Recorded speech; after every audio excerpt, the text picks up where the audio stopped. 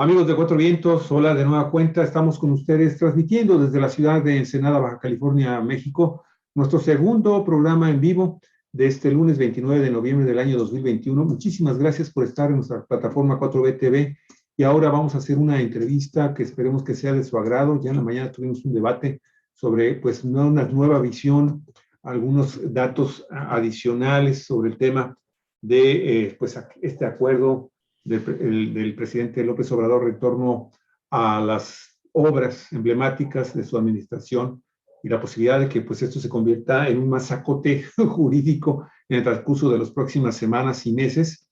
Y bueno, el día de ahora ya estamos en un plan de darle voz y voto para que esté platicando con nosotros directamente Arnulfo Estrada Ramírez, oceanólogo por la Universidad Autónoma de Baja California, integrante de la estación de oceanografía, fue integrante de esta estación de oceanografía de la Secretaría de Marina, Armada de México en Ensenada, investigador, traductor y rescatista de la lengua nativa quiligua y colaborador de Cuatro Vientos, así como cronista oficial de Ensenada, que pues está con este programa del día de hoy, amigos y amigas, pues estamos prácticamente ya amarrando con él un compromiso más formal para que se convierta en parte también nuestra programación.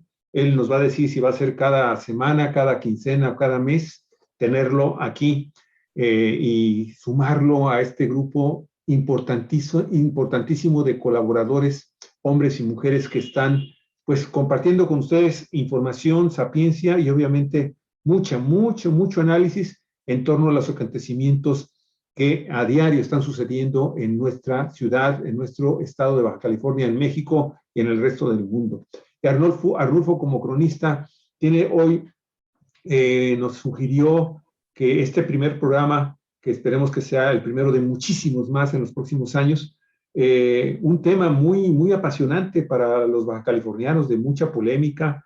A veces nos llena mucho de indignación lo que sucedió con Antonio María Melendres Ceseña, un destacadísimo bajacaliforniano que pues ha sido olvidado por la historia oficial en México, y él jugó un papel fundamental para que la península de Baja California y específicamente nuestro hoy estado de Baja California, pues se mantuviera adherido a lo que es la República Mexicana. Y William, él nos defendió y expulsó del territorio de Baja California, y pues obviamente ya con eso de Sonora y de Baja California Sur, que también quería adherírselo, pues por decir algo, este invasor estadounidense, William Walker, que llegó de manera sorpresiva a noviembre del año 1853 a La Paz, en Baja California Sur, y de ahí pues inicia una correría que afortunadamente se topa con este tremendo héroe, Melendres, y con un grupo también de rancheros y de indígenas y humanos radicados aquí en la entidad, y pues le dieron una patada, por usted ya sabe dónde, a William Walker y a los demás integrantes de esta expedición terrible que estuvo a punto de costarle a México la pérdida de la península y del estado de Sonora.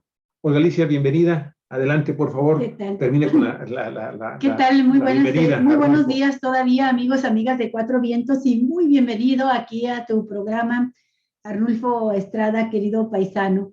Bueno, pues hace ya varios meses tuvimos un programa muy bonito aquí en Cuatro Vientos en el que participó Arnulfo Estrada, participó la entonces regidora Carmen Elizabeth Jiménez y la entonces directora de Educación, la maestra Raquel Tete Manríquez, y pues, estuvo también el director del Seminario de Historia, Horacio González Moncada. Y estuvimos platicando sobre este personaje histórico como un héroe olvidado de Baja California al que no se le ha hecho justicia, Antonio Melendres. Fue un programa muy visto, les gustó a la gente. Para muchos ensenadenses por primera vez conocían la historia de este héroe, sin duda, pienso yo, el más grande que tiene Baja California. y vinculado estrechamente a la defensa del territorio, de la soberanía nacional, evitando que fuese invadida la península y que fuese anexada a otra nación o convertida en otro país. Y de eso nos hablará más Arnulfo. Yo nada más quiero comentar que en aquel momento se hicieron propuestas muy concretas para el Cabildo, para que fuese declarado héroe de Baja California, Antonio Melendres, por parte del Cabildo, y alguna serie de propuestas más que ya recordaremos ahorita con Arnulfo, y de las cuales da muchísima vergüenza decirlo, pero el alcalde reelecto todavía estaba en su primera administración, no movió un dedo. El cabildo completo, ni los regidores ni el alcalde han aprobado esta propuesta. Sigue atorada ahí la propuesta y pensamos que se debe en gran parte a la incapacidad, la ignorancia del propio alcalde respecto a la importancia de este personaje. Se debe a que le vale comino, ¿verdad?, esta historia que es fundamental para los bajacalifornianos, pero también a una serie de tonterías que tienen que ver con las grillas, con las broncas internas, porque no hay que olvidar que en ese momento el alcalde Armando Ayala traía un conflicto con algunos regidores, entre ellos precisamente la regidora, la licenciada Jiménez, que le habían estado votando en contra algunas de sus propuestas, y se metieron a una dinámica de venganzas, de vendetillas, vengancillas. Estupidez humana, pues. Estupideces, y bueno, pues se atoró ahí esa propuesta hasta donde sabemos, Arnulfo, al menos que estemos equivocados, pero yo acabo de confirmar con la maestra Tetema Enríquez si ya había salido esa propuesta, y dice, no, se atoró, no la subieron a Cabildo. Así de ese tamaño son las ineptitudes, las venganzas, la miseria política y humana que a veces tenemos.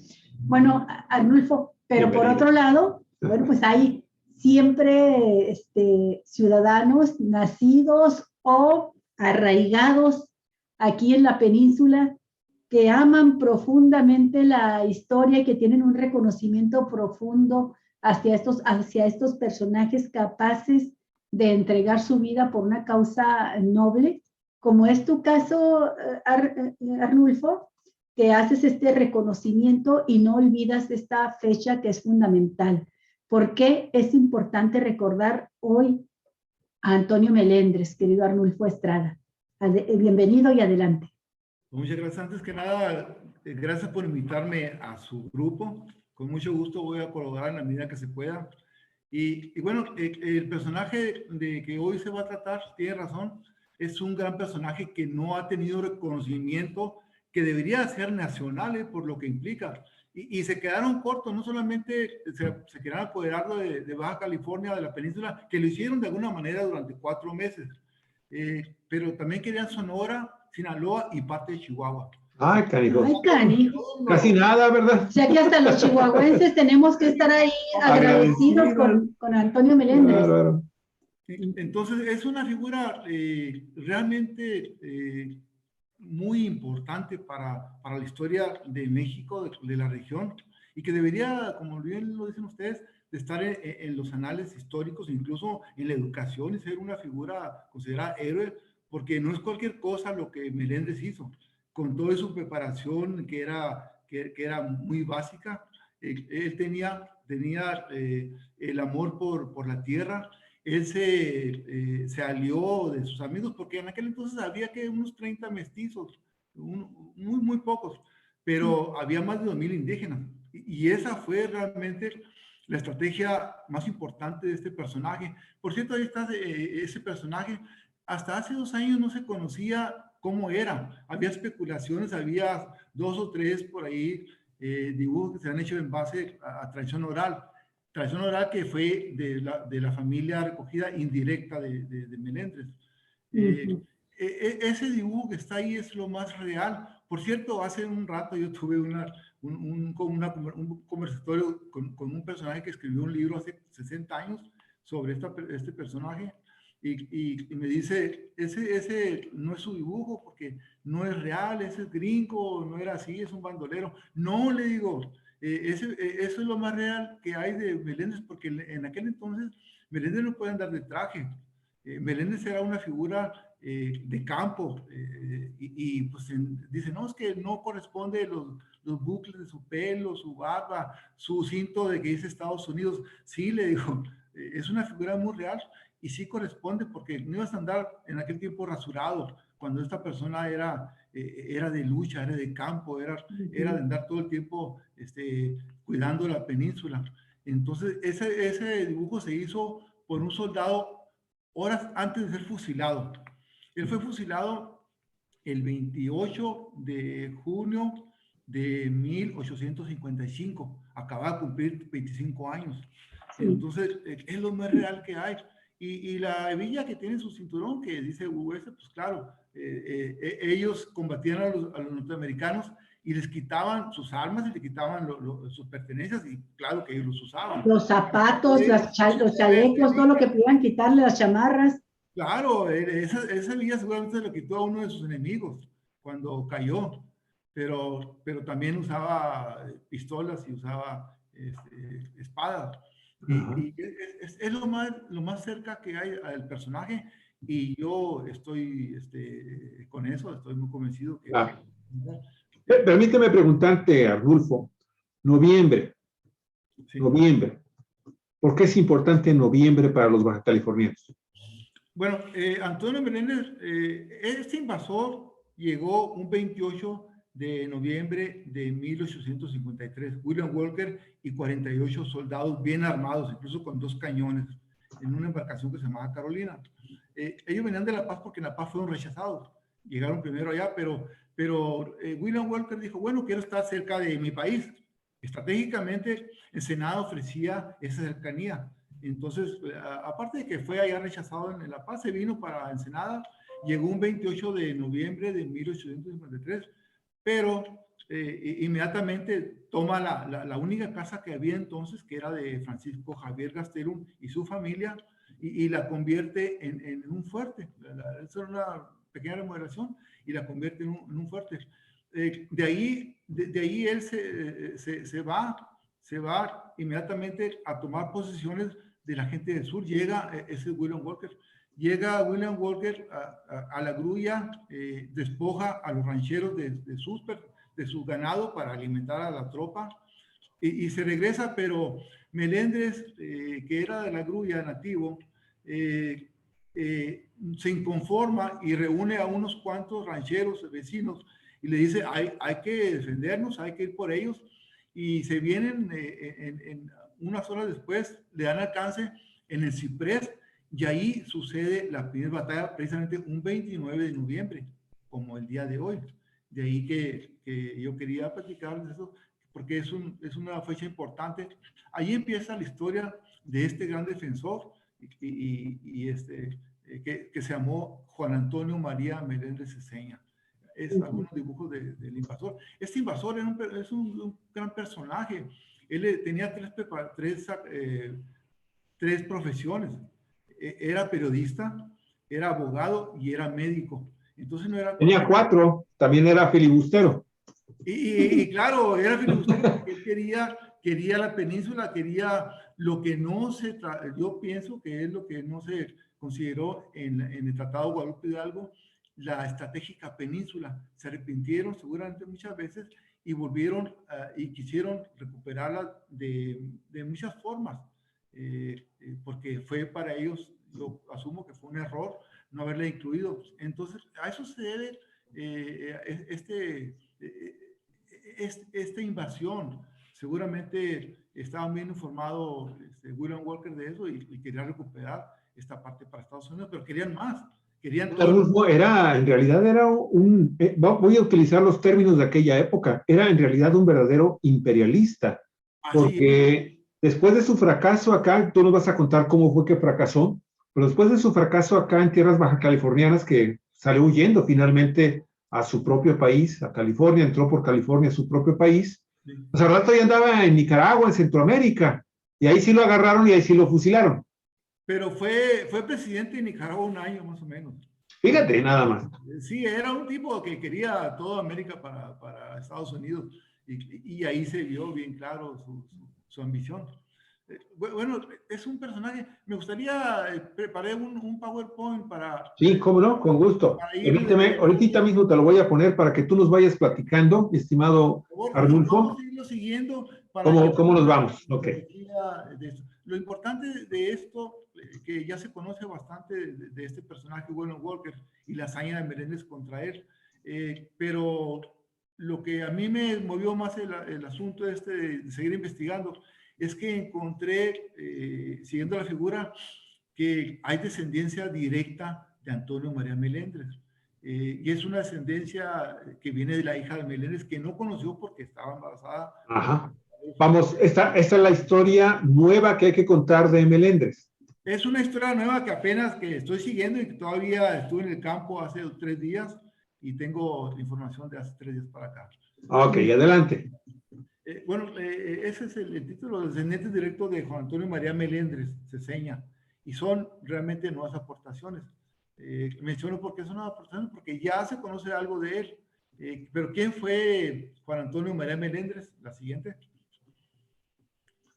Bueno, Juan Antonio María Meléndez, pues es un personaje muy ligado a esta historia.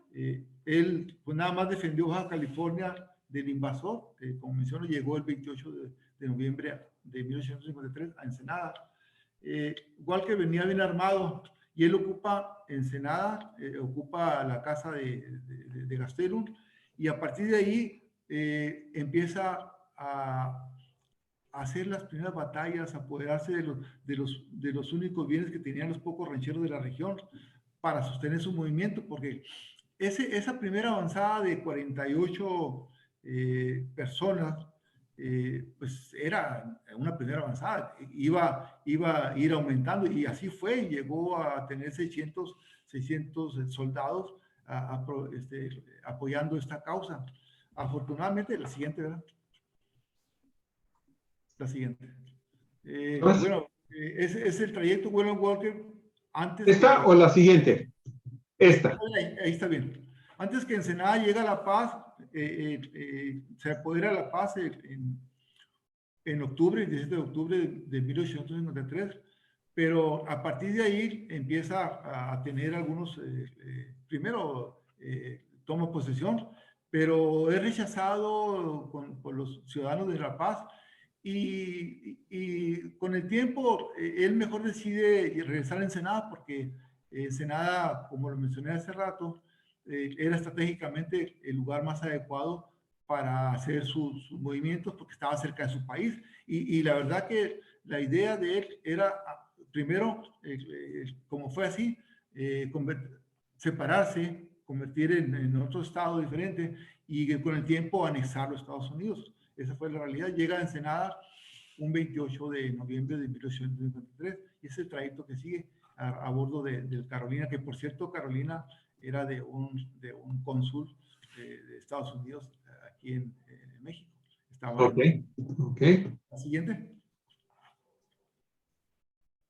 Bueno, Melendres, pues es traicionado por esa defensa que hizo, es traicionado porque generó ciertas envidias, porque entonces los militares y los políticos de aquel tiempo huyeron del enfrentamiento muy superior de los norteamericanos y dejaron a cargo a Antonio Melendres. Antonio Melendres se le arregló para seguir combatiéndolos y con el apoyo de indígenas y los pocos mestizos que había entonces y las armas que había decomisado a los mismos enemigos, hace la defensa, pero hace una defensa estratégica. Él ataca y huye, estilo Villa, ese tipo. Una guerra de guerrillas. Guerra de guerrillas que le resultó muy bien y conocía perfectamente el lugar. Él tenía mucha relación con las comunidades indígenas. Yo no dudo que haya hablado incluso alguna lengua como puede ser Quiligua y Pai Pai, que eran los vecinos donde él vivía. y de alguna manera interactuaba con ellos y los conocía muy bien. Entonces, él tenía el apoyo incondicional de todos los indígenas de Baja California. En esa lámina está cómo era antes, el lado izquierdo, cómo era antes la misión donde él fue fusilado un 28 de junio de 1855. Y como fue fusilado por una injusta acusación que tuvo del gobierno que había generado mucha envidia. Y llevado con engaños al lugar donde lo Con matarían. engaño lo apresan, le habían prometido un premio de parte del gobernador Blancarte, que gobernaba La Paz, y con engaño lo atraen y lo apresan, y ese mismo día que lo apresan, le hacen un juicio, le hacen el dibujo ese que ya vimos, y al siguiente día muy temprano lo fusilan. Entonces fue alevosía de ventaja completa.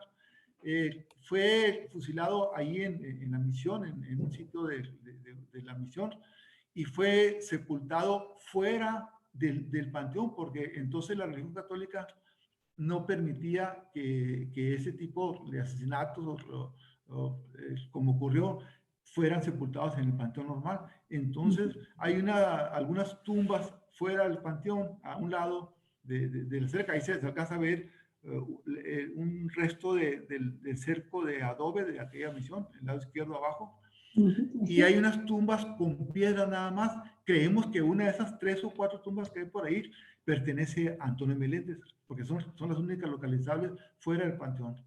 No se ha hecho ningún trabajo de excavación. Hay que hacer todo un trabajo de investigación, y yo creo que lo puede hacer el INAH. ¿Eso lo pidieron a Con Rulfo? científicos, con médicos forenses. Así es. Ahí están los datos, está la sugerencia para que se tome. Vale la pena hacerlo. ¿Desde cuándo está la sugerencia, mi estimado Rulfo? ¿Mande? ¿Desde cuándo hicieron la sugerencia a Lina? Nunca lo hemos hecho, apenas lo estoy comentando, pero yo lo he comentado algunas otras veces en las pláticas, pero creo que valdría la pena hacerlo. Hay elementos, hay ahora la familia conocida directa de este personaje, entonces hay herramientas ya genéticas que se puede hacer. Claro. Además, yo creo que ese dibujo que conocemos, que se hizo horas antes de ser fusilado, tiene elementos que podrían estar a favor para identificarlo, porque tiene una hebilla de metal, tiene pistolas, tiene una daga, tiene elementos que seguramente están en la tumba porque fueron sepultados con él, ¿verdad? Creo que la investigación podría ser con cierta facilidad para llegar a él, con todas las herramientas tecnológicas que hay actualmente. La siguiente es una introducción muy general de este personaje. Él nació un 24 de junio de 1830 en La Grulla. Por eso el primer nombre es Juan. El nombre completo es Juan Antonio María Meléndez Ceseña, conocido popularmente como Antonio Meléndez, pero ya vimos que él fue fusilado el 28 de junio. Sus padres fueron Guadalupe Meléndez Orantes y Susana Ceseña Arana. Hay hasta sus abuelos maternos y paternos, hay los datos, y él tuvo varios hermanos.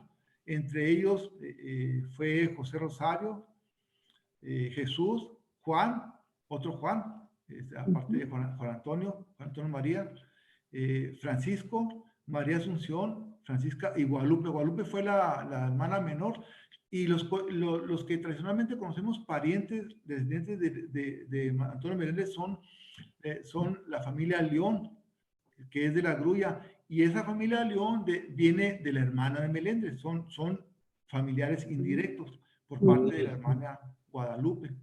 Eso es lo que tradicionalmente se conoce hasta estos días. La esposa sabemos que fue María de los Ángeles Espinosa, y ella, cuando fue fusilado Antonio Meléndez, estaba embarazada de su única hija que Meléndez no conoció, que se llamó Carmen Meléndez Espinosa. Y de ahí viene este trabajo, ahí partimos este trabajo de investigación para ubicar a sus descendientes directos a partir de la hija Meléndez. La siguiente. Bueno, esa fotografía casi desconocida, prácticamente era desconocida. Ella era Carmen, la hija de Juan Antonio. Ella tuvo dos familias.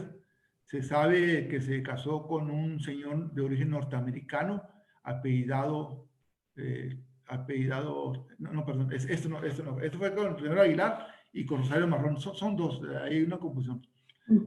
Con el señor Aguilar tuvo un hijo, y ahí descendían el estimado amigo fallecido hace poco del Tule, don Eric Aguilar, descendía de esa familia, pero tuvo con José Rosario Marrón Castillo 4 hijos, ¿verdad? La siguiente. Por cierto, esos 4 hijos que tuvo con el primer matrimonio, 3 hijos, no se tienen datos, solamente se sabe que se llamó Ignacio, Toribio y Luis, y tuvo un segundo matrimonio, lo que mencioné hace rato, con un señor de origen norteamericano apellidado Delis. No sabemos el nombre de él. Parece que se separó pronto de él, porque los datos de él se desconocen. Con él tuvo una hija, y de ahí viene esa hija, que es la única que se conoce su descendencia. De ahí viene toda una gama de parientes enorme, a partir de Zenaida, porque les decía, Ignacio, Toribio y Luis no se conocen, fueron los únicos varones, no se conocen de ellos, no se sabe, hasta este momento no sabemos dónde quedaron, si nunca se casaron, sabemos que vivieron alrededor de la misión de allá del sur de Santo Domingo, porque Carmen vivió en Santo Domingo desde que nació prácticamente hasta que ella murió. Ahí está sepultada en ese panteón. La siguiente. Entonces partimos de Zenaida. Descendiente de Zenaida. Bueno, Zenaida fue la nieta de Antonio Meléndez, hija única. La siguiente. Bueno, Zenaida Delis Melendres y Eulalio Marrón Pellejero formaron la pareja que tuvieron Aurelia y Avarista. Aurelia es una de las 2 hijas, está en la fotografía. Aurelia fue muy prolífica. Aurelia tiene una gran descendencia familiar, y Aurelia murió hace poco, relativamente, bueno, hace unos años, murió y está sepultada en el Panteón de Santo Domingo. La fotografía me la proporcionó una de sus nietas. La siguiente. Entonces seguimos a Aurelia. La siguiente. El primer matrimonio, tuvo 2 matrimonios Aurelia, fue con Pedro Capaceta, y ellos tuvieron 3 hijos, a Manuel, a Víctor y a Celia. Ahí en esa fotografía no se conoce tampoco de Carmen. Está precisamente Manuel, ese niño que está ahí agarrándose la cara, y Celia, que es la niña que está abrazando a Carmen. Esa fotografía se tomó en la emisión de Santo Domingo. La siguiente. Entonces vamos a seguir la línea de Manuel.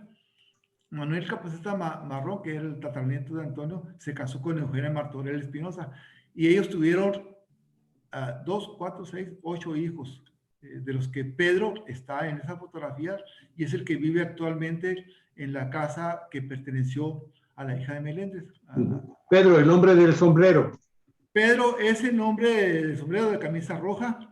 Él me proporcionó algunos datos. Pedro vive en la que fue la casa de Carmen. Le agregó nada más una parte de la casa. Dice, esta casa es original y tiene un salón de casi 1 metro de ancho. Entonces, él habita con su esposa actualmente en la misión de Santo Domingo. Pero interesante es que se conserva la casa donde vivió la hija de Meléndez. Así es. Pedro es un personaje interesante que está cuidando bien de sus bienes que él heredó de su abuela, de su bisabuela. Tuvo, claro, otros hermanos, algunos de ellos viven todavía, y Pedro no tiene familia, pero varios de sus hermanos sí tienen bastante descendencia. La siguiente. Es increíble el parecido físico de él, de Pedro con su mamá, ¿no? Sí, sí, pues ahí está el papá de Pedro, a la izquierda. Está, Igualito, parece es él es joven.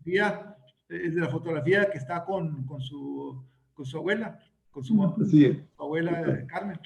qué cosa. Está la esposa ahí, ya no viven ellos hace mucho tiempo. La siguiente. Clonado. La siguiente, ahí va. Bueno, el segundo matrimonio de Aurelia fue con Víctor Murillo, y de ellos, que son tataranietos de Antonio Meléndez, nació Lucía, Antonio, Teodoro y María Luisa. María Luisa vive y está en esa fotografía, se la pasa en Ensenada, ella vive en el Cayo Buenavista, en el Ejido del Pípila, pero ya por cuestiones de salud se vino con una hija que está aquí en Ensenada. Entonces yo la estoy visitando frecuentemente aquí cuando viene a Ensenada, cuando llega con una de sus hijas que vive cerca de mi casa. Entonces es la única tataranieta directa de Antonio María Meléndez, mujer viva. Oye, y tiene la lucidez mental para platicar contigo. Totalmente, ella tiene 86 años, totalmente, una lucidez increíble, como su tataranieto, que ahorita lo vamos a ver. Bueno, María Luisa, vamos a ir la línea de María Luisa, la siguiente. Ahí está María Luisa con unas hijas y 2 nietas. Está Aide, que es la hija que está a un ladito de ella. Está, bueno, Celina, Aide no está, Aide no, en ese momento no estaba. Está Celina, que es la de la foto, Ana Luisa, Israel, Roviro, Pablo, Barak y Alonso. Esos fueron los hijos de María Luisa. Y vamos a ver la siguiente, interesante.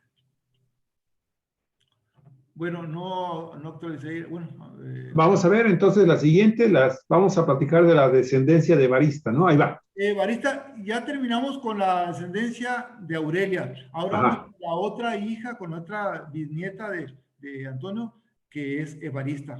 Evarista Marrón Delis solamente tuvo matrimonio con Enemorio Martorell Manríquez, y ella tuvo 10 hijos, de los cuales solo vive Santa Cruz, que es el que le está indicado con la flecha roja.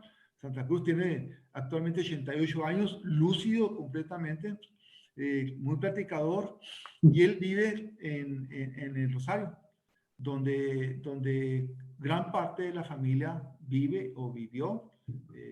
Los que ya no están ahí, vivió y dejaron descendencia en ese poblado. Entonces la familia, como ven, todos ellos prácticamente tuvieron hijos. Entonces la familia se hace un abanico enorme, y de ahí, de ellos, pues hay que seguirlo rastreando. Hay mucha información todavía por investigar sobre esta familia directa, pero la siguiente, a ver si vamos ahí a Santa Cruz. Ahí está Santa Cruz, él vive en la misión de Rosario, vive prácticamente ahí a un lado, y él es el único tataranieto directo de Antonio María Meléndez que vive. Es el familiar más, más cercano y vivo. Es el familiar de Antonio María Meléndez más longevo, vivo que hay en este momento. Además, lúcido, muy platicador también. Él tuvo a 2 hijas y un varón.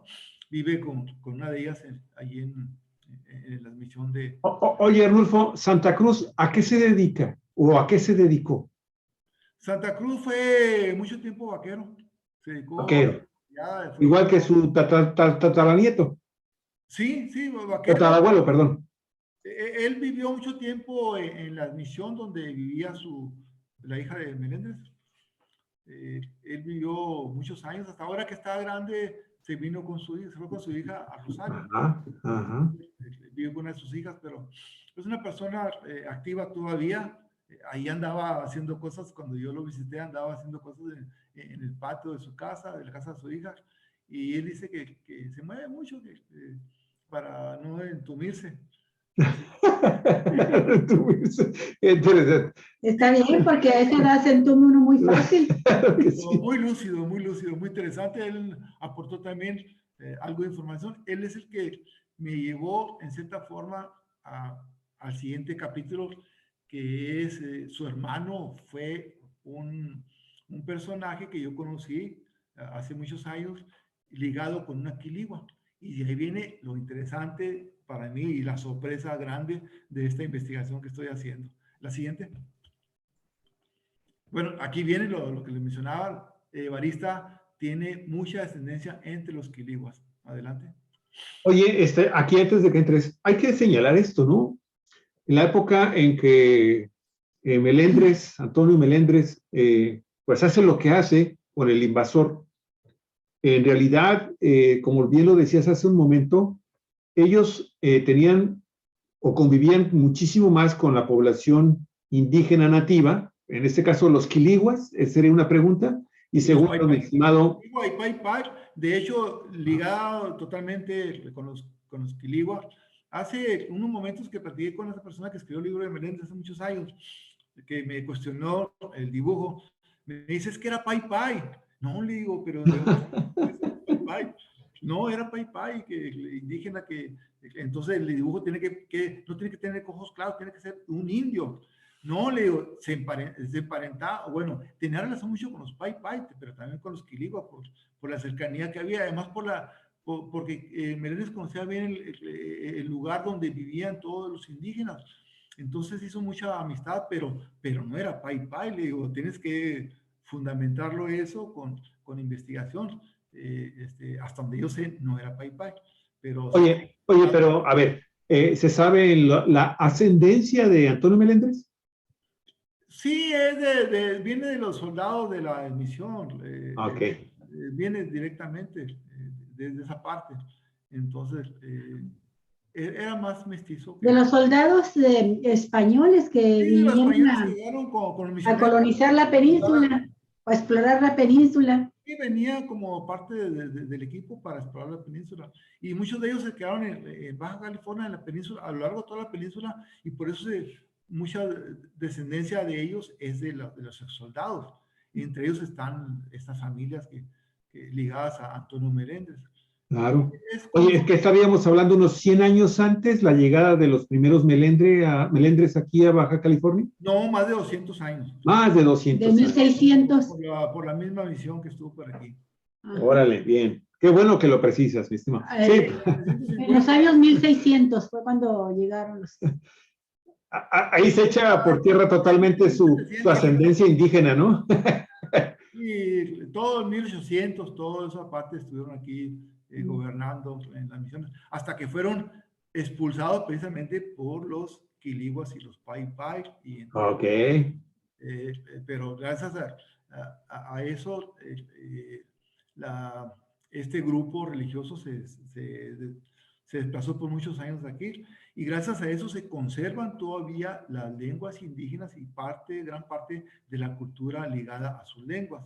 Pero fue gracias a eso, yo le atribuyo que fue la expulsión de los misioneros, porque ya no hubiera lenguas indígenas nativas, no hubiera comunidades como las existen todavía en esta región. Total que hay posteriormente a la época contemporánea del ataque de estos filibusteros, de estos invasores, y la actuación tan honrosísima de Antonio, pues ya finalmente las familias pues buscan espacios y se encuentran.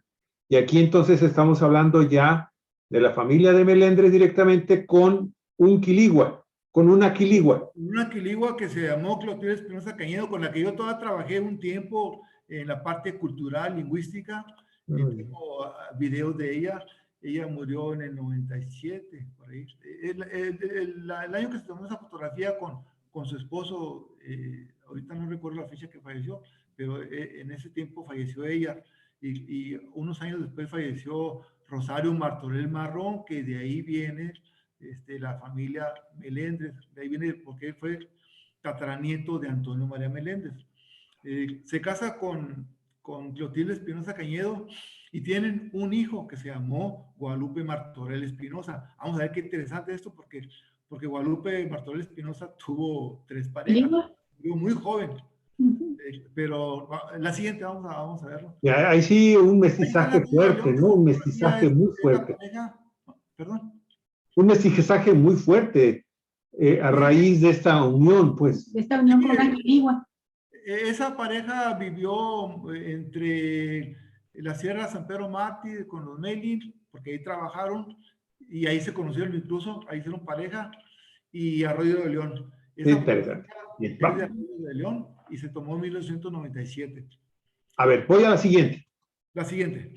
Bueno, el hijo de esta pareja, Guadalupe Martorell Espinosa, tuvo una pareja que se llama Patricia Arballo Espinosa. Con ella tiene 2 hijas, llamadas Selenia Patricia y Leslie Belén. Ellas viven actualmente en el Valle de la Trinidad. Ahí está indicado con una flecha de este grupo de nativos de aquí, está Guadalupe. Él murió muy joven, incluso en sus últimos tiempos fue músico, tenía equipo de música, pero él tuvo 3 parejas. No sé si en esta exposición menciono a las parejas. Ahora vamos a la siguiente.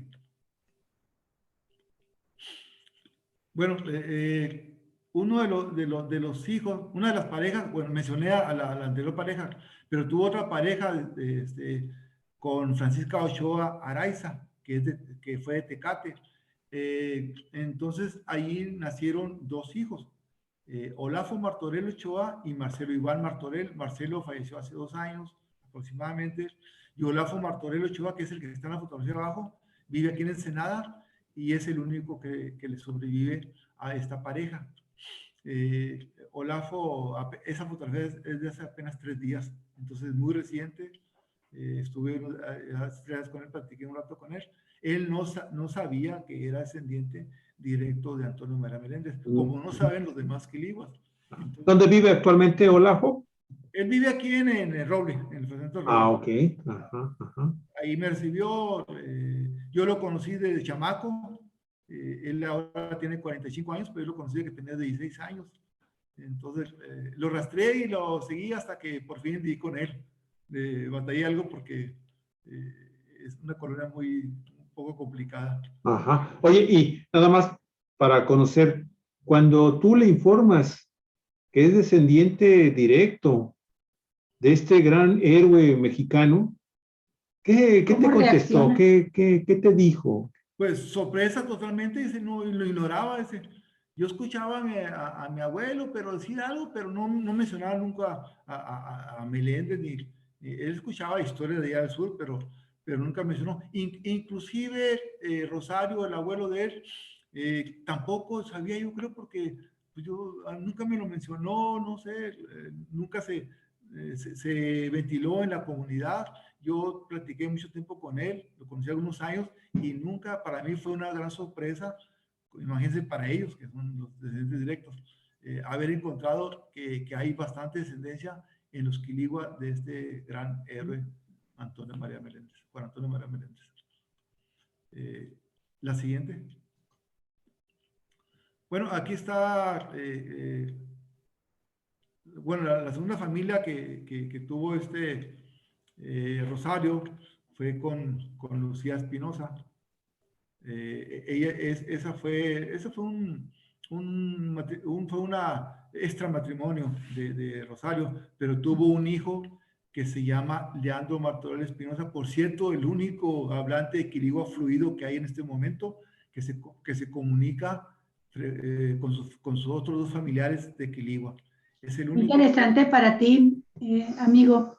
¿Mande? Qué interesante para ti, Arnulfo, porque sí, ahí se cruzan 2 líneas de investigación a lo que te has dedicado, a la lengua quiligua, sí, el rescate de la lengua quiligua, y por otra parte encuentras en una sola persona la posibilidad de esta línea de trabajo que has seguido, y por otro lado la que estás realizando ahora, que es que nos estás dando a conocer ahora, que es la descendencia de Antonio Meléndez. Sí, Leandro, ahí está una fotografía con él.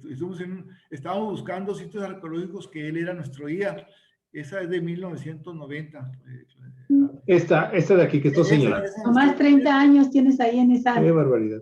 Trabajando esa beta de información. Sí. Entonces, él al año de esa fotografía tuvo un accidente que casi le cuesta la vida, y se da con un rifle 30-30, se da un balazo y queda todo deforme de su cara. Ahí está yo prefiero no mostrar mucho eso, de hablar de eso, claro, porque pues su historia es muy triste, es buen amigo, y yo prefiero que recordarlo como lo conocí hace cuando varios lo años. conociste, ¿ya sabías que era descendiente de Antonio Meléndez? No sabía lo sé hasta hace unos meses apenas.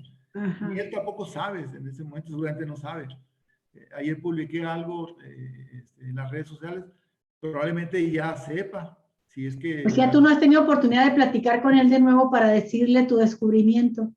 Sí, así es. Él ignoraba seguramente que es descendiente directo, pero él vive y es una figura importante, incluso lingüísticamente, porque es el único que se puede comunicar. Oye, él viene siendo hijo de tataranieto. Él es hijo, él viene siendo el cuarto abuelo, el cuarto nieto. El cuarto. Es el cuarto nieto. También les dicen chosno. Chosnos, sí, chosnos de cuarto nieto para adelante son chosnos. Pero Sí, son chosnos, ya le dicen bichosnos, trichosnos, patrichosno.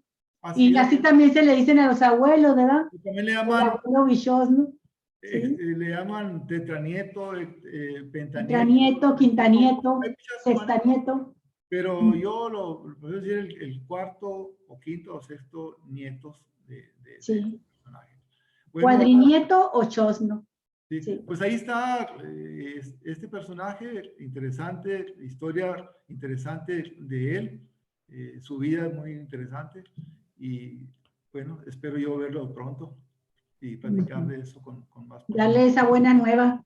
Sí, pero él está en Valle Trinidad, tiene algunos problemas de salud, pero ahí por ahí anda. Ojalá puedas decirle. Ya estamos, creo que en las últimas.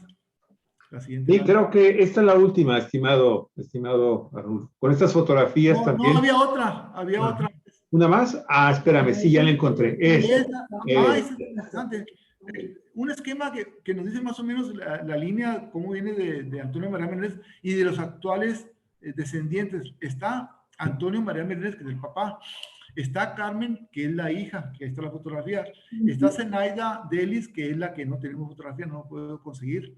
Estamos hablando del siglo antepasado. Sí.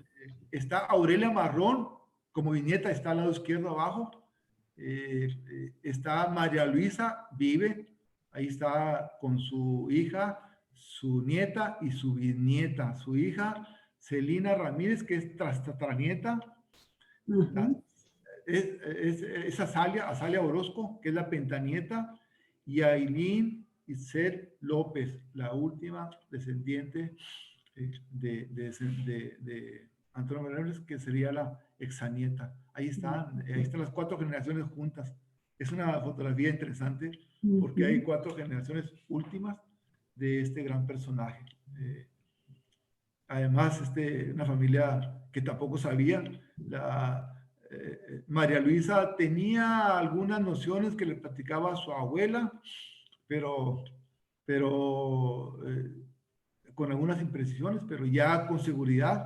La ascendencia de ella, pues menos, porque María Luisa les platicaba también un poco, pero no tenía la certeza de que eran descendientes directos. Y de esa manera, ya con investigación, ya bien elaborada, que son descendientes de Meléndez. Creo que la siguiente, y creo que ya es... Sí.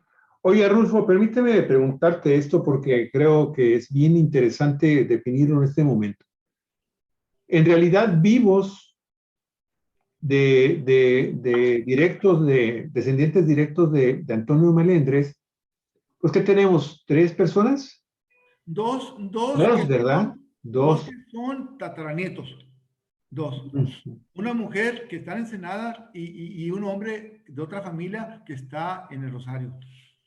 Ok, te lo pregunto por esto porque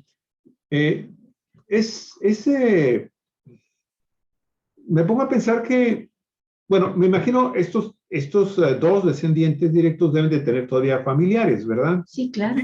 Ahí se mantiene todavía la posibilidad. Me preocupa la situación de la identificación del posible cadáver, de los restos del gran héroe, y que pudieran ser confrontados con ADN. A eso me refiero. O sea, la verdad es que es difícil pensar también que por las mismas condiciones en las que Antonio fue asesinado y posteriormente depositado, pues es prácticamente como el héroe desconocido, posiblemente afuera del panteón de San Vicente, pues también podría suceder que el ADN se haya perdido. No. Entonces, Los huesos ahí, los huesos, acuérdate que a partir de los huesos se pueden reconstruir. Ya hay incluso a partir de un diente, ya hay tecnología actual para llegar a identificarlo plenamente. Y están la gran parentela que hay, son demasiados los que hay directos descendientes de Antonio María Meléndez. Entonces, yo creo que no hay ningún problema. No habría problema. Incluso en el caso de Napoleón Bonaparte, que fue pues una generación por lo menos atrás, no solamente se pudieron identificar con certeza al 100% sus restos, sino que se pudo descubrir, confirmar que había muerto envenenado. O sea, hasta la causa de la muerte se pudo saber. No, y bueno, si nos vamos a eso, pues gracias al ADN y al seguimiento que le han dado los historiadores y la gente que se ha especializado en estas áreas de la medicina, ¿cómo se llama? Forense. Pues sabemos que también casi más de la mitad de la población, o quizás la población del mundo, pues parece ser que tiene cierta ascendencia con el gran Gengis Khan, ¿no? Por ejemplo, ¿no? Es posible. Está el ejemplo, cómo dieron con la tumba de Francisco Eusebio Quino, que falleció a principios de 1700. ¿Cómo dieron con ella? Se unieron alrededor de 12 instituciones con investigadores para llegar a la tumba, y lo hicieron, y estamos hablando de mucho más tiempo. Entonces, yo veo esto de Meléndez mucho más sencillo, además de que ahí están las tumbas, nomás habría que investigarlas, y además están fuera del panteón, porque seguramente va a arrojar otras investigaciones por qué se enterraba fuera y quiénes, pues probablemente quiénes podrían ser. Ahí está. Eso, como tú lo mencionaste, como ya está más o menos claro, ¿no? No se podían sepultar. Acuérdate que lo de panteón también es ¿cómo se llama? El cementerio, panteón, Camposanto. No se podía enterrar en Tierra Santa, en Camposanto. Sí, no, claro. Aquellos que se consideraba que habían cometido pecados graves, como por ejemplo el suicidio, estaba considerado un pecado, quitarse la vida por mano propia, ¿no? Y entonces los sepultaban fuera del Camposanto, y también en este caso a los que habían sido juzgados y ejecutados como criminales, que fue finalmente la suerte. Traidor. Sí, fue la acusación. Fue traidor. Fue la moneda con la que le pagaron sus servicios a la patria, con traición, mediante una traición, diciéndole que le iban a dar un reconocimiento a sus servicios a la patria, y así lo hicieron, lo atrajeron para luego someterlo a un juicio sumario y fusilarlo. Y habiendo sido así las cosas, por una arbitrariedad o un abuso de poder, por todo lo que tú como historiador puedas comprobar, pues finalmente lo entierran fuera. Pero yo también creo, como tú, Arnulfo, que no es difícil, científicamente no es difícil comprobar cuál de los restos que se encuentran sepultados fuera del cementerio pudieran pertenecer a Antonio Meléndez. Tampoco es difícil saber de las personas que tú has ubicado ahorita y que viven, cuáles son, si son descendientes de él. Pero para hacerlo, la ciencia lo puede hacer, pero solamente lo podrá hacer a petición de parte. Y en este caso, la petición de parte tiene que proceder del gobierno, tanto municipal como estatal, de la Cámara de Diputados, de alguien. Tiene que haber alguien entre tanta clase gobernante que sienta y crea en la necesidad de esclarecer esta línea de investigación y darle su lugar que le corresponde en la historia a Antonio Melendres.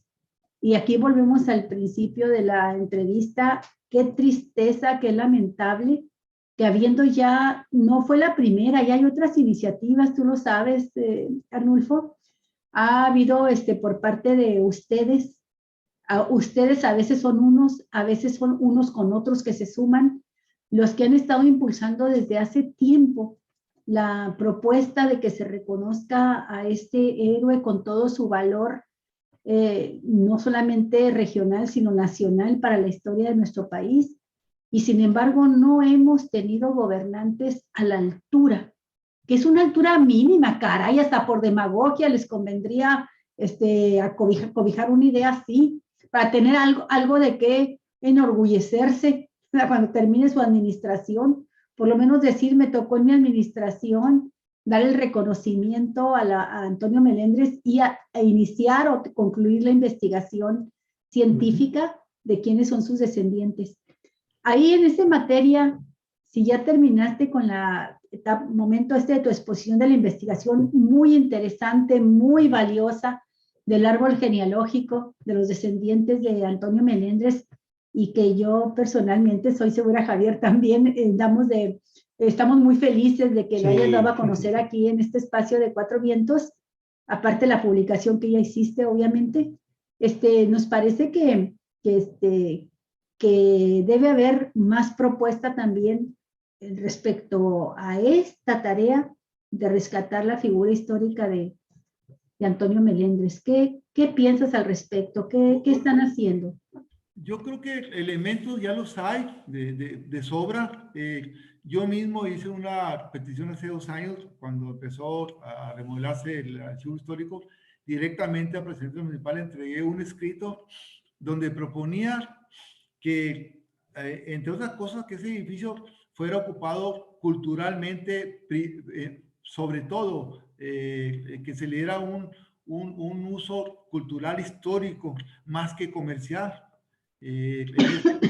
Un equilibrio. Y propuse también que merecía que ese lugar llevara el nombre de Juan Antonio María Melendres, porque desde ahí se defendió México y se defendió exitosamente a México. Es una cosa, no es cualquier cosa. Por eso no, es inusual en la historia de México con su relación con Estados Unidos. Siempre hemos sido perdedores con ellos, y la única vez en que se les ha derrotado militarmente, pues es aquí, precisamente en Baja California, es con Antonio. No es cualquier cosa, y se defendió al noroeste de México, no se defendió en nada. Una parte del norte, con lo que estás diciendo de Chihuahua, ¿no? Es un éxito militar que ya lo quisieran muchos, que no tiene, yo creo, igual en el país con ese resultado. Entonces, es una figura que incluso debe tener relevancia nacional. Ya no solamente local, que ni siquiera local lo reconocemos, y es local. Entonces, pues es también ignorancia, es falta de compromiso.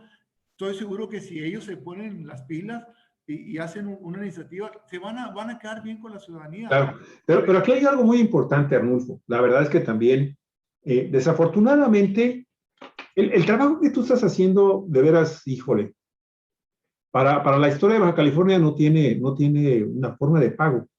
En realidad, no lo tiene. Nos estás haciendo una gran obra de carácter histórico. Y bueno, pues a ti tampoco se te reconoce, pero hay algo que es también fundamental. O sea, tú estás cumpliendo con tu función. Así es. Primero como cronista y posteriormente también como un historiador empírico. Está muy metido en este tipo de temas. Y has dado con los familiares de Antonio Melendres.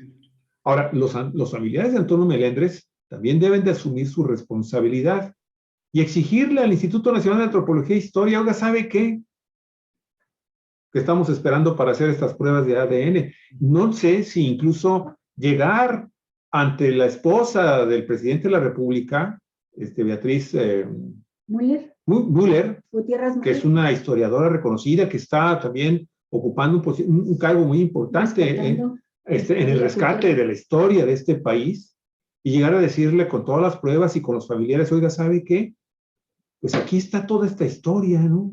Vieron ustedes, es más, el nombre de Antonio Meléndez debería estar ahí en el Senado de la República, en el Congreso de la Unión, escrita con letras de oro, a ese nivel, porque hemos visto la historia que has rescatado, Arnulfo, con otros historiadores, obviamente, que también han estado haciendo su aportación a esta historia tan apasionante, pues eso merece cuando menos la obra de Antonio Meléndez. Primero, rescatarlo de la ignominia de haber sido asesinado como traidor.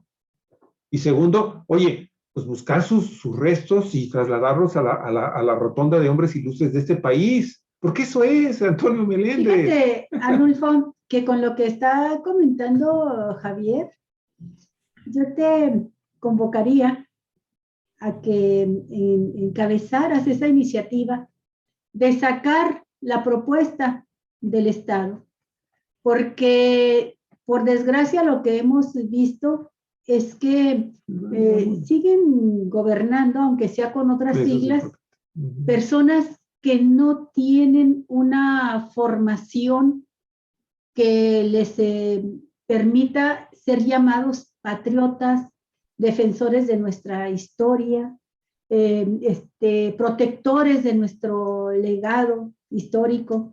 Y en esto también, como en otras cosas, reman en contra de la ruta que marca el presidente López Obrador. A mí me llama la atención poderosamente cómo hay un contraste enorme entre lo que busca hacer el presidente y lo que se hace en Baja California, en todos los ámbitos, en todos, pero nos faltaba mencionar este. Yo cuando empezamos el programa te pedí que nos hablaras de algo que ya le había dicho a Javier. Hay que pedirle que Arnulfo nos informe de los avances logrados con la iniciativa que presentaron hace meses. Creo que fue con motivo del natalicio de Antonio Meléndez cuando hicimos ese programa. Y les pedíamos que nos, no tenemos una información oficial sobre los avances. Yo estaba casi segura de que nos ibas a decir, bueno, pues ya fue declarado por el Cabildo héroe de la patria, ya se llevó una iniciativa, ya está en el Congreso nuevo local del Estado, las propuestas para todo lo que tiene que ver, ¿verdad?, con darle el nombre a algún municipio o a alguna entidad, ¿verdad? No, resulta que está atorada la propuesta. Y esto me habla de la mentalidad todavía neoliberal que persiste en los gobernantes, aunque sean de Morena. Si algo me dolió a mí mucho, y como somos más o menos de la misma camada, tú y yo, podemos, yo creo que también tú lo tienes presente, es cómo se fue eliminando de las materias escolares la historia, las ciencias que tienen que ver con las humanidades. Cuando tuve a mis hijas, yo no podía dar crédito, pero hubo un año ya en el gobierno salinista de Carlos Salinas de Gortari, que ni siquiera hubo libro de texto de historia. O sea, mis hijas tuvieron un año sin libro de texto de historia en la primaria. Y vimos así con mucha tristeza, mucha desesperación, mucha impotencia, veíamos cómo nos quitaban la historia, nuestras raíces, cómo trataban de desaparecerlas, ¿no? Y cómo se vino toda una etapa de revisionismo histórico, donde aquellos que fueron calificados como los tiranos, los dictadores, ahora los hacen aparecer. Hablo, por ejemplo, de Porfirio Díaz, como el gran modernizador, innovador de México, y como aquellos que jugaron un papel también de traición en la guerra de independencia, ahora los quieren hacer aparecer como los padres de la patria, a Iturbide, y incluso más lejos, nos vamos al cura Hidalgo, que lo tenemos como eso, como el padre de la patria, y nos dicen que no, que fue Hernán Cortés. Entonces, todo este neoliberalismo ha impregnado a nuestros gobernantes del signo político que sean. Y eso nos están demostrando hoy los que llegaron por Morena. Porque una cosa tan sencilla y lógica dentro de un gobierno diferente que busca rescatar nuestras raíces históricas, fortalecer la soberanía nacional, todo lo que dice la 4T, pues tendría que haber tomado como en charola de plata la propuesta que ustedes hicieron de rescatar a Antonio Melendres y toda su historia, ¿no? Entonces creo que por eso sí es válida lo que menciona Javier, de sacar del Estado la propuesta, llevarla directamente a instituciones nacionales y, ¿por qué no? Como lo dijo él, la propia esposa de López Obrador, a otros personajes que la impulsen desde fuera, a ver si sienten un poquito de vergüenza estos gobernantes, que dudo que la tengan, pero habría más posibilidades de que avanzara, creo yo, estas iniciativas que ustedes han realizado, sobre todo porque efectuar los análisis de ADN y demás para establecer la línea genealógica necesita de recursos. Y el municipio no te va a dar, ni el Estado te va a dar recursos para hacer esto. Importa la cultura. De cultura, sí. Así es. Pues nosotros afortunadamente vivimos una época donde la educación incluía materias de sentido social bastantes. Incluso yo me formé en la universidad y en la preparatoria con una gran cantidad de materias de sentido social. Y sí entiendo, porque vivimos la época neoliberal de cabo a rabo, ¿no? Lo vivimos y sabemos que no fue benéfica en general para la población. Porque aquí, en la época neoliberal, ese sistema se ofrece al mejor postor y no somos los mexicanos. Perdimos la tierra porque no tenemos los mejores lugares, porque no tenemos acceso a ellos, porque no competimos con el extranjero que puede comprar con más facilidad la tierra que nosotros. Entonces nos mandaron a la orilla. Los mexicanos vivimos en la orilla, los únicos que viven en lugares buenos, buenas tierras, son los que tienen recursos y no somos los mexicanos que estamos accediendo a eso, nos mandan a la orilla. Entonces, eso se debe al sistema neoliberal y eso lo entendemos porque lo hemos vivido. No, afortunadamente, pues hay ahorita indicios de cambio, pero como bien dices, no están entendiendo los colaboradores que llegaron gracias a la figura de López Obrador, llegaron al poder, pero no están entendiendo, no ignoran tantas cosas, siendo ellos mismos de la comunidad nativos, no les importa. Entonces, pues yo veo esto sumamente difícil y las propuestas cuestan más trabajo para que avancen. Esa propuesta que se hizo en el periodo anterior, sí sé que salió de educación, la encabezó la maestra Manríquez y un grupo, pero como bien dice, se atoró y no prosperó. Pero bueno, los ciudadanos tenemos herramientas. A mí me corresponde hacer mi trabajo como cronista y trato de hacer lo mejor que se pueda, Claro. que es mi función. Además tiene un límite en mi función como cronista, ya no son vitalicios como antes. Yo estoy por 5 años y quiero hacer mi trabajo por esos 5 años. ¿Cuándo termina tu periodo? En 1 año y medio más. Yo fui elegido en julio de 2018. Ok, ¿no te han metido grillas para removerte antes de tiempo? Bueno, pues adelante, pues me eligieron democráticamente. No, pero digo, no lo han hecho, no se han atrevido. No hay grilla, no hay movimiento por ahí. Yo hago mi trabajo lo mejor que se pueda y no tengo compromiso con ningún grupo, ni político, ni social de ninguno. Hago mi trabajo lo que yo crea más adecuado y no temo a eso, independientemente de que me removieran por lo que fuera, yo seguiría en esto porque... Así es, lo has hecho toda la vida. Toda la vida lo he seguido, entonces a mí eso no me preocupa. No percibes en este momento ningún ingreso tampoco que te esté dando el ayuntamiento. No he recibido un solo peso. Puesto honorífico. Oye, Arnulfo, déjame hacerte una última pregunta de mi parte para concluir el programa. Te agradecemos mucho de nueva cuenta, el que estés con nosotros, participando de esta manera tan altruista y de una manera tan destacada. Pero, mira, estoy viendo aquí a los descendientes, a una parte de los descendientes.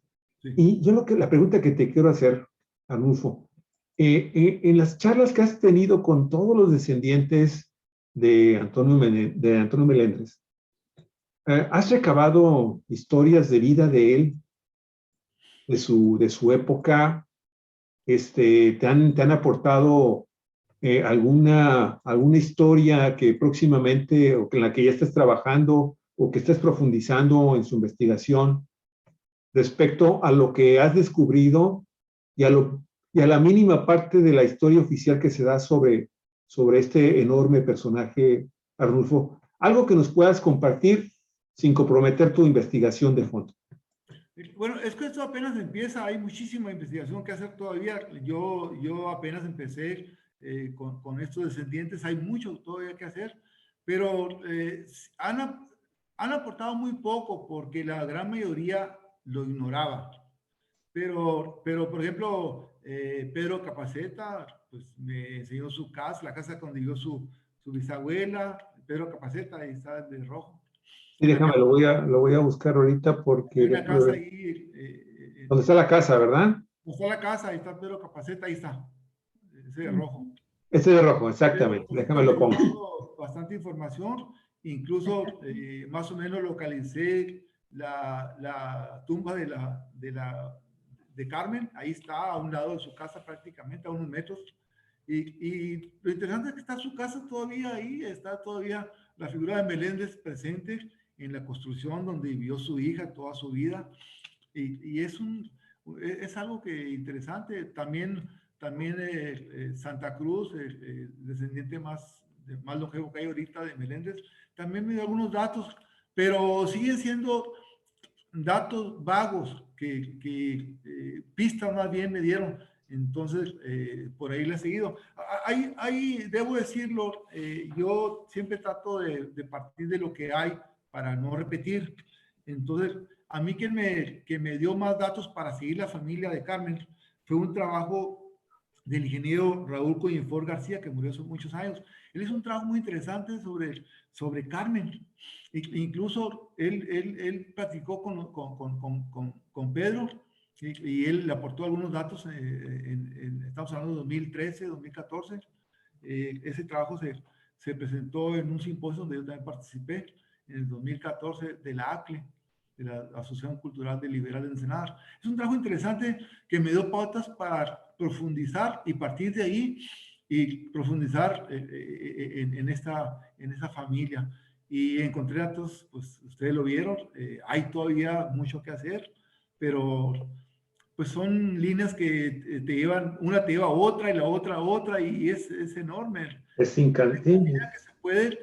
Yo no tengo apoyos como debería ser por el ayuntamiento para gastos, y eso nunca me han apoyado un solo peso en mis investigaciones, y está en el reglamento como lo marca el reglamento, pero pues afortunadamente hay herramientas que se pueden usar a la mano. Entonces, oye, los investigadores, los académicos del Instituto de Investigaciones Históricas de la Universidad Autónoma de Baja California, ¿no se han interesado en esto? Pues ellos tienen mucho trabajo de gabinete y hay mucha información. No, es que, Arnulfo, tu trabajo me recuerda... Se requiere mucho campo. A mí me gusta el campo, yo soy de investigador de campo, yo salgo... Como debe ser, como debe ser. Arnulfo, tu trabajo me recuerda mucho, por ejemplo, el trabajo de Jesús Vargas, de Chihuahua. Sí. Que ha escrito ya mucha obra, ha rescatado la historia de personajes valiosísimos, por ejemplo, Máximo Castillo, el general olvidado, un general que no se menciona en la historia, fue el guardaespaldas de Madero todo el tiempo que Madero estuvo en Chihuahua al inicio de la revolución. Ha rescatado historias importantísimas, empezando por saber dónde estaba Nelly Campobello, que no sabíamos si había muerto o vivía, y él fue el que descubrió que Nelly Campobello estaba prácticamente en calidad de secuestrada por un matrimonio que se estaba aprovechando de ella y despojándola de lo que tenía, que era valioso. No tenía dinero, pero tenía obras artísticas muy importantes todavía que le habían obsequiado, por ejemplo, como bailarina, y habían hecho los lienzos de escenario grandes pintores como José Clemente Orozco, el propio Diego Siqueiros, en fin. Y ella tenía esas obras y la estaban despojando de eso, y fue Jesús Vargas quien realizó toda esta investigación, logró dar con ella en vida, luego ver en qué tumba había quedado, y luego llevarla, trasladar sus restos a su pueblo natal en Durango. Bueno, pero Jesús Vargas, que hace un trabajo tan valioso, tan importante como esto que estoy mencionando, son solo algunos ejemplos de lo mucho que ha hecho, pues él ha contado con el apoyo como investigador de la Universidad Autónoma de Ciudad Juárez, ha contado con, se las ha ingeniado, ¿verdad? Pero ha contado con un equipo de jóvenes estudiantes que luego los recluta, consigue que les den un apoyo y le ayudan a organizar sus archivos, a tener su material, y en momentos dados ha contado con apoyo de determinados gobiernos estatales. Esa es la gran diferencia respecto a tu obra, Arnulfo, que tú lo haces con tus recursos propios y con muchas limitaciones económicas, ¿no? Pues mira, para que vean que realmente eres un hombre de campo, voy a sacar esta fotografía tuya.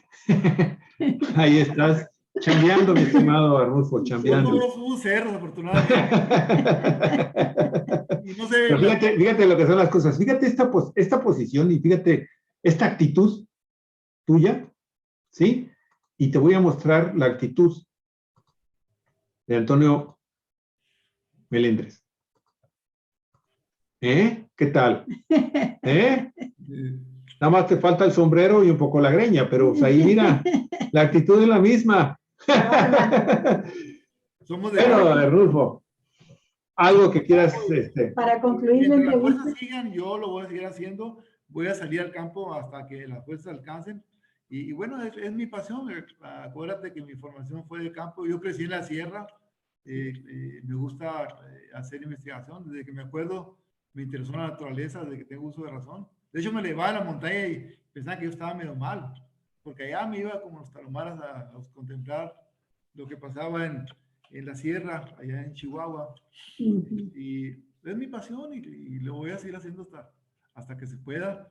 Y si hay investigación que pueda aportar algo, pues con más razón, ¿verdad? Sí, claro. Y créeme, Arnulfo, que desde Cuatro Vientos reconocemos, estimamos, admiramos muchísimo tu trabajo, sabemos todo lo que implica, y sabemos también, no porque tengamos algún conocimiento concreto, sino que conocemos que así sucede, suele suceder de esa manera, que no solamente entraña sacrificios en cuanto a tiempo, en cuanto a dedicar recursos propios que de por sí son limitados a hacer este tipo de trabajo, sino también a veces entraña pues problemas familiares, porque pues a ti la cabra tira al monte, ¿verdad? Si a ti te dicen, oye, en este momento está la tataranieta o el tataranieto de Melendres en tal parte, tú no te vas a poner a pensar qué tengo que hacer aquí en la casa. Tú agarras tu carro, lo que tengas, y te vas a buscar a esa persona, porque quizás sea la última oportunidad que tengas de hablar con ella, porque son personas que ya son muy mayores de edad, y si se mueren y no te dicen a tiempo lo que tú quieres saber, con lo que te puedan sorprender, que tú ni siquiera imaginabas, pues sabes que se perdió un momento para siempre en el rescate de la historia y la crónica de aquí, de esta región, ¿no? Entonces, por eso, porque sabemos todo lo que implica en esfuerzo, en sacrificio personal, es que nosotros sí reconocemos y te agradecemos muchísimo. Le voy a contar brevemente una anécdota de hace unos días. Me enteré que por ahí, por tradición oral, de que había ese descendiente en el Rosario, el más que ya conocimos, el más longevo. Y luego, pues, está Rosario, está lejos, entonces yo tengo un carrito que voy a probar para allá, a ver cómo sale. Y dije a mi sobrino y a mi amigo, vamos allá a Rosario, de un día para otro. Y dimos con el señor, y él nos dice, después de platicar un rato, dice, pues tengo un pariente allá en la misión que vive y sabe esto, y pues vamos a la misión, allá a meternos a la misión de Santo Domingo a buscar al pariente. llegamos, afortunadamente encontramos a Pedro Capaceta. Y Pedro Capaceta me dice, no, pues tengo una prima, que es una tía que está en el Zorrillo, dice, pero pues no me dio exactamente dónde vivía y ay, ando buscando otro día el Zorrillo a esta persona, no lo di con ella, pero seguí preguntando y resulta que vivía en Ejido, pero ya no estaba en el Ejido. Fui elegido, no, ya se fue a Ensenada porque está malita. Y es María Luisa, precisamente la tataranieta, que Claro. viene. Pero así llegué con pláticas y la única manera es que vamos, pero ya, y así es como me gusta trabajar a mí. Perfecto, Arnulfo. Pues ya sabes, amigo, que la verdad te estimamos mucho, respetamos así y admiramos tu trabajo y no vamos a dejar de dejar de mencionar que lo estás haciendo simple y sencillamente porque es tu... Por amor. Es tu, ¿cómo se llama? Es tu vocación, tu es pasión. tu vocación. Esa es la palabra. Cuando tú tienes vocación, tienes amor por lo que estás haciendo, pues evidentemente la chamba, pues ahí está, ¿no? Ahí está. Arnulfo, te queremos agradecer muchísimo. Muy amable. Claro, por ese espacio que ustedes me dan y yo voy a seguir trabajando en esto y claro que nos comunicamos cuando haya necesidad y gracias por la invitación y gracias también por invitarme a ser parte de los colaboradores. Sí, nada más nos defines qué día quieres participar. Sí. A lo mejor 2 semanas, no sé. Puede ser cada 15 días para que no se te haga tan pesado. Tan pesadito. Y Nos dices un día y una hora. Ajá. Perfecto. Sí. Y un nombre también ya para que sea tu espacio, con tu nombre, con el nombre que le quieras poner a tu espacio. Que tenemos que ir a darle prioridad a cada uno de ellos. Claro. Sí. Muy bien. Arnulfo, pues muchas gracias. Olga, pues nada más déjame terminar diciendo, está volviendo a estallar un nuevo escándalo. La Comisión Nacional de los Derechos Humanos acaba de informar que está comprobado por la comisión, por sus peritos, por su gente que se encarga de hacer investigación, de que Mario Aburto fue torturado, de que un familiar de Mario Aburto fue torturado, que incluso las personas que lo torturaron así lo notificaron en el expediente de Mario Aburto y no se le hizo caso. Entonces, torturado para declararse culpable. Culpable de la muerte del mega asesinato, ¿no? De Luis Donaldo Colosio. Y bueno, cierra así su informe. Es convicción de este órgano autónomo constitucional que ha llegado el momento de abrirle paso a la verdad en torno al asesinato de Colosio. Ajá. Y no solo por ser un hecho relevante del pasado cuya aparente resolución dejó en la mayor parte de la sociedad un sentimiento de decepción, frustración e impunidad, sino porque se trata de hechos que pueden repetirse y que tocan intereses vigentes y muy activos en el presente, porque estas últimas palabras de inmediato nos hacen voltear hacia el presidente de la República, que era en ese momento en que es asesinado. Sí, cuando se decía, está muy pelón saber la verdad, ¿no? Muy interesante. Muy pelón saber quién es el asesino. Sí. Vamos a ver, vamos a ver a dónde va este camino que se está viendo. Nada más recordar, Javier, que hace un mes, el 28 de octubre, cuestionado sobre este tema, el presidente López Obrador dijo que si Aburto puede probar que fue torturado, que está amenazado, y que por eso ha guardado silencio. Si es que existe otra versión, el Estado mexicano lo protegería. Eso fue lo que declaró López Obrador al respecto. Ay, se pone interesante. Además que ahí está el origen del neoliberalismo que estamos ahorita platicando hace rato. Exactamente. Así es, Arnulfo. Bueno, amigos, con eso cerramos nuestra programación del día de hoy. Los esperamos mañana martes, ¿no? Martes 30 de noviembre. Muy agradecidos con ustedes. Si les gustaron nuestros 2 programas del día de hoy en vivo, por favor, denos un like, regálenos un like y compártanos. 4 Vientos, periodismo en la red donde todas las voces se encuentran eco. Un abrazo. Gracias, hasta luego. Hasta luego, amigos.